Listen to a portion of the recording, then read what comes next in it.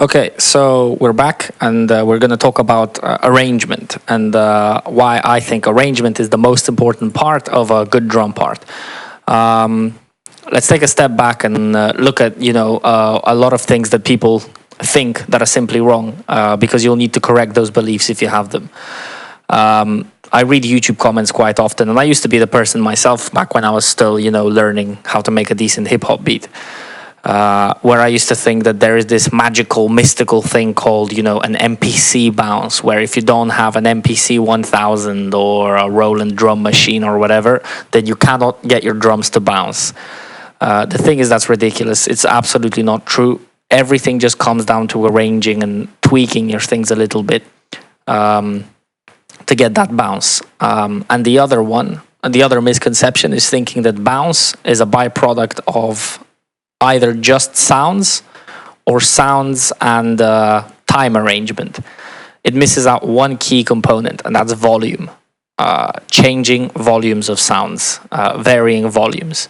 Again, going back to the drummer example, a drummer will never be able to hit a hi-hat at exactly the same volume.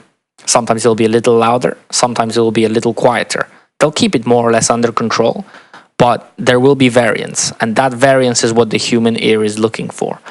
So, as you see this drum beat that we've been going over and over, I've got a pattern set up where everything is perfectly in time. Now, it's not in the step sequencer like this. I've sent everything to piano roll, but if we look into the piano roll and zoom in, everything is perfectly in time. Everything is perfectly square. In the kicks, the hi-hats, the tambourines, the volumes are all leveled out. Everything is exactly the same. There's no variance. Actually, that's not true. There's variance here, which means we have to remove it to prove our point. Yeah, so as I'm leveling these volumes out, basically what I'm trying to show you is that even if you have, really good sounds, and these are really good sounds, still not going to make a difference if your arrangement sucks. Arrangement is hands down the most important thing. If you were to skip every single section on this tutorial and had to watch the one on arrangement. So yeah, this is the same drum beat, but without any kind of bounce.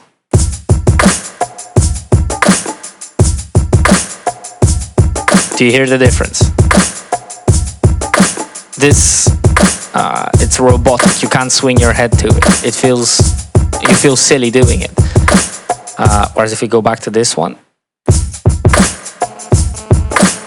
immediately different. So let's look part by part what I did and how I did it.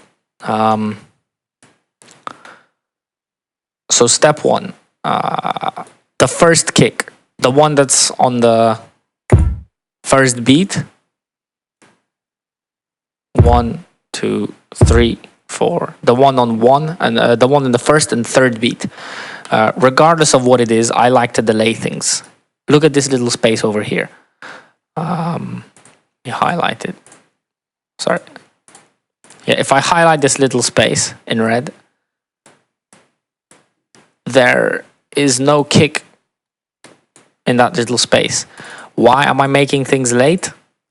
Because I find that when you delay things a little bit, I actually delay things quite a lot, you get a bit of a kind of dragging rhythm. It drags behind, it lags. Let's just compare the lagging kicks with the tempo counter.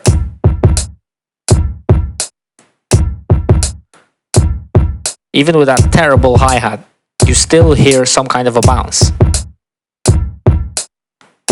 That's what delaying things does. Now, conversely, this sounds like a typical YouTube tutorial kind of beat,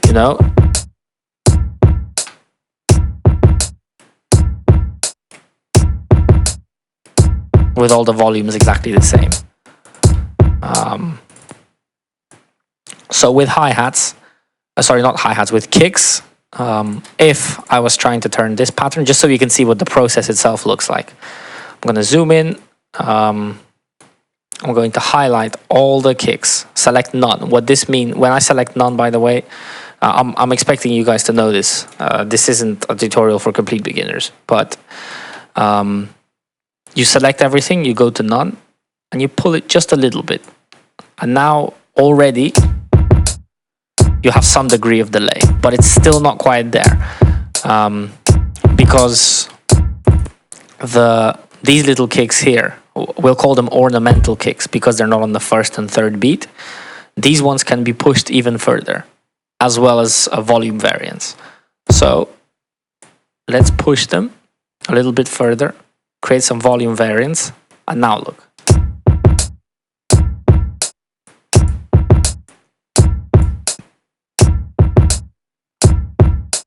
Still don't like it.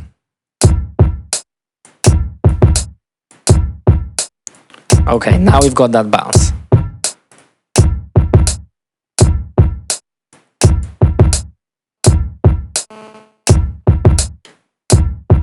Yeah, so I mean, it's important to go by your own tastes, but things like this, just delaying is how I get a lot of bounce from my kicks. Now, let's move on to the shakers and hats, which I think are pretty much the same compared to this one. Yeah, so if you look at the shakers and the tambourine or hat has been delayed, if you look. Again, it's the exact same process.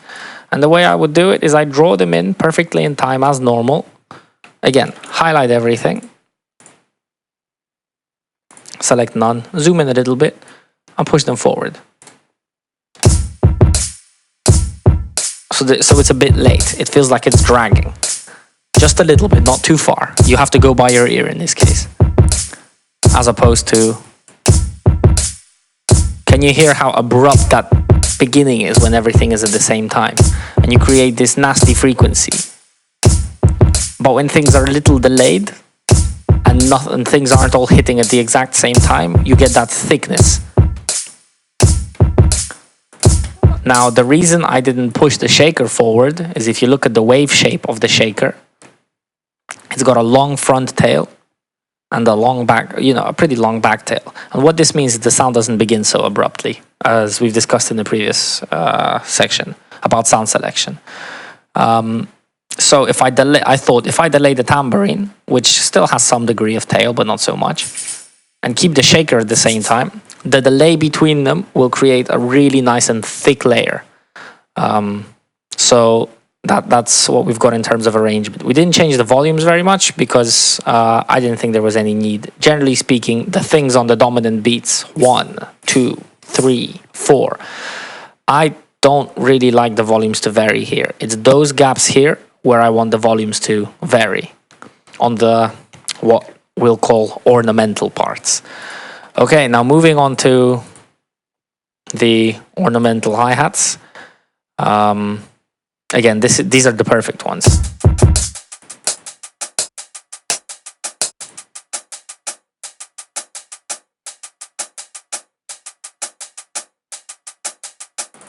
Sounds dead. Again, and now if we move on to here, same hi-hat, same exact sound, same processing, except different arrangement.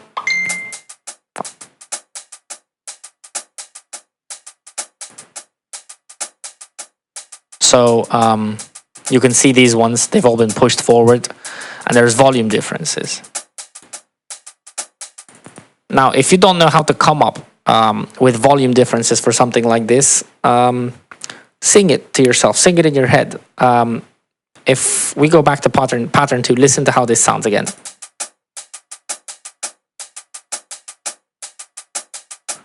If you were beatboxing this to yourself, would you go?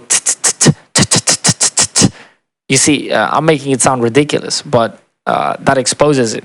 But now, if you're beatboxing how it sounds in your head, you will naturally do it with some degree of bounce. You'll go.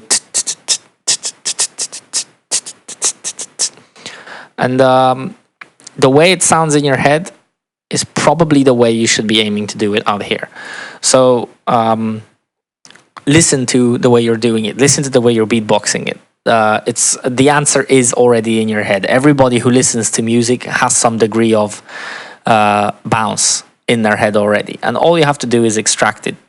Some people do it by singing. I mean, I've come to the point where I can just do it by looking at the piano roll because I've done this so many times.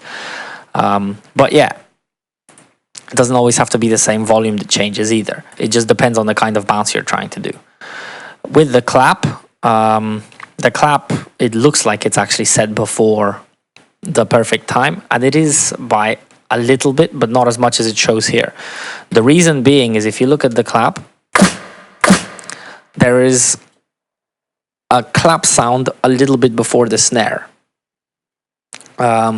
So if I was to push the clap to its, correct position, actually, just cut this part, loop it.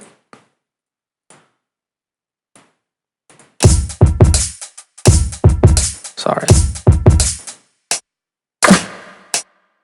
You can see the clap is actually really late. And this is because it's a delayed clap. There's a clapping sound at the very beginning, but the snare part of it hits later. And because the snare part is the dominant part, the snare part is the one to which your head is bobbing. That's what you are trying to line up. So we go back to, wait, let's undo it, the chop. Yeah, this is why we set it here. Other than that, for arrangement, I can't really say very much about it. I usually place my hats perfectly, my snares perfectly on time. Sometimes if I want a really stuttery kind of bounce, I'll pull it backward a little bit, but I rely on my kicks and hats and tambourines, etc. to do the bounce job for me. The snares, I tend to keep them, the reason I tend to keep them in time is because everything else is so delayed. I need something to keep the beat in order. I need something to keep the beat not fading away too much. And the snares are usually what keeps it in place for me. The tambourine. Now the tambourine I placed earlier because it creates a bit of that stuttery bounce that I was talking about. Not as much as making the snare early would, but it's still nice on the tambourine. Again, as far as volumes go, not much to say about that. Just pick a volume that sounds good. Don't be too loud about it. It's supposed to be, a part of a clap. People shouldn't be able to just go very easily, oh yeah, he stuck a tambourine on there. If it's extremely obvious, then you've probably done it too loud. Now the perks.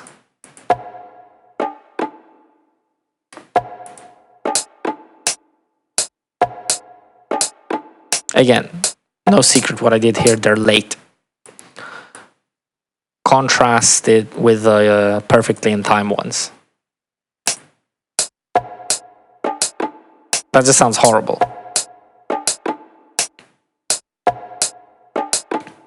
It's not something that, again, you can bounce to. I keep repeating the same words, but this is ultimately what it comes down to, timing. As well, the volumes are exactly the same. Oh, that's not true, they're not. But again, the point I'm making here is you need to adjust the volumes. This is what they're like when they're not adjusted compared to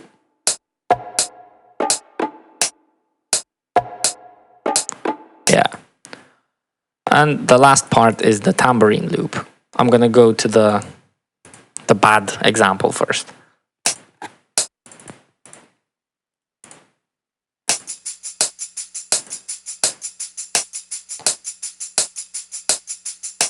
So you see, tambourine is generally a very thick sound. It's nice, and since it's a loop, it's already got volume variances in it. It sounds real, it sounds natural, but it's so perfectly in time. It sounds like a Kumbaya rendition or something. It doesn't sound like a part of hip hop.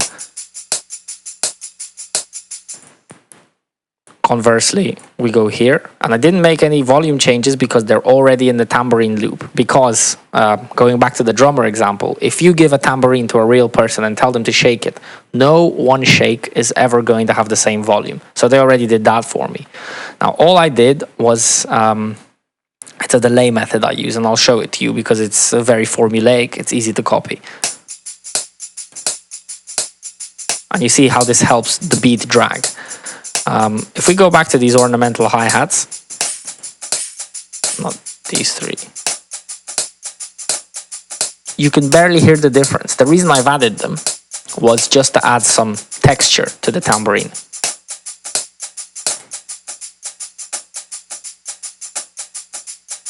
Now if I get rid of them, you See, you can't quite tell what's gone. It's just not as thick. Yeah. So to show you how I get that tambourine thing, because it's a very easy method. It just follows a simple formula. So 2 steps. 1, underline everything, zoom in, snap to none so that you can move it however far you want. Push it forward a little bit. You're gonna have a leftover part here, so cut that. Yep. So this is the first part. Already it's got a bit of a delay, but it still sounds... Yeah, it still sounds like a pop music kind of one. So this is my personal trick. Pick up 4 of them. You see this little circle here? Pull it along about 1 of these little squares. A bit more maybe. Yeah. And do the same for this one.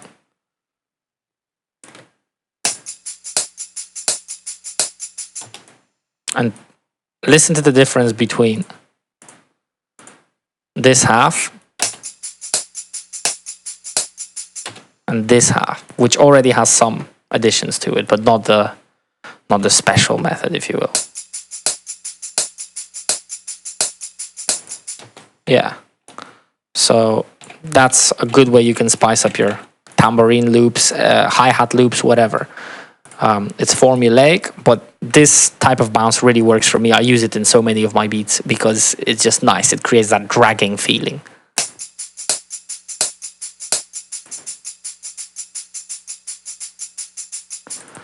Yeah. So that's it for volumes and timings as part of the arrangement. Once again, we'll play through the drum beat.